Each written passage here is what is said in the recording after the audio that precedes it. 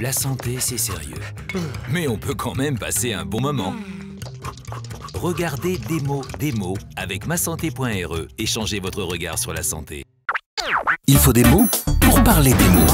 Mais quand 3 mots sont à placer sans rapport avec nos mots, c'est des mots. Et voilà les mots. Les 8 et 9 septembre a eu lieu la première édition du SAFTON. 30 heures de solidarité internationale pour sensibiliser aux dangers du SAF. SAF comme sans abécédaire fixe? C'est vrai que c'est dangereux, hein. De quoi rendre les discussions totalement chaotiques. SAF comme syndrome d'alcoolisation fœtale. On parle de SAF lorsque le taux d'alcool chez la mère et le fœtus est équivalent. Est-ce que ça veut dire que le fœtus voit des éléphants roses voler dans le ventre de sa mère? Malheureusement, c'est beaucoup plus grave qu'une simple vision psychédélique. Le SAF est dans la majorité des cas à l'origine d'une embryofétopathie. Et l'embryofétopathie correspond à des anomalies de formation de l'embryon puis du fœtus. Les enfants touchés par le SAF peuvent connaître un retard mental ou psychomoteur, un retard de croissance, une baisse du QI.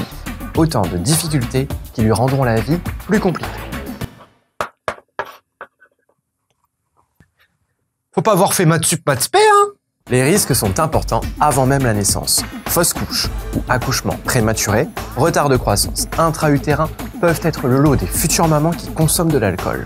Même si c'est un tout petit verre de temps en temps, la consommation d'alcool, même en petite quantité, n'est jamais anodine.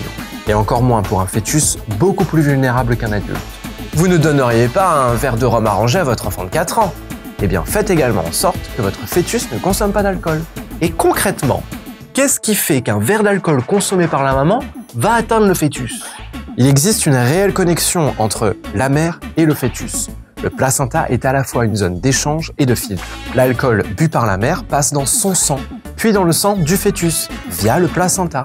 Le foie du fœtus n'ayant pas atteint sa maturité, il ne possède pas les capacités de détoxification d'un foie adulte.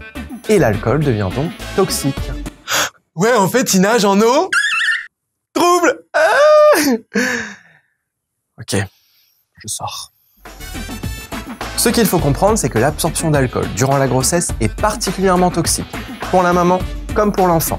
D'autant plus si elle est couplée à la prise de médicaments, de tabac ou de substances toxiques, licites ou illicites. Ouais, faudrait peut-être conseiller à certaines stars d'aller en détox avant d'enfanter, hein. Mais bon, bref. Mais est-ce qu'une maman peut fêter son accouchement avec un petit verre? Si elle allait de son enfant, c'est fortement déconseillé. Pour ne prendre aucun risque, il n'y a qu'une solution. 0 alcool pour la mère et son enfant pendant la grossesse et l'allaitement. La santé, c'est sérieux. Mais on peut quand même passer un bon moment. Regardez Démo avec masanté.re et changez votre regard sur la santé.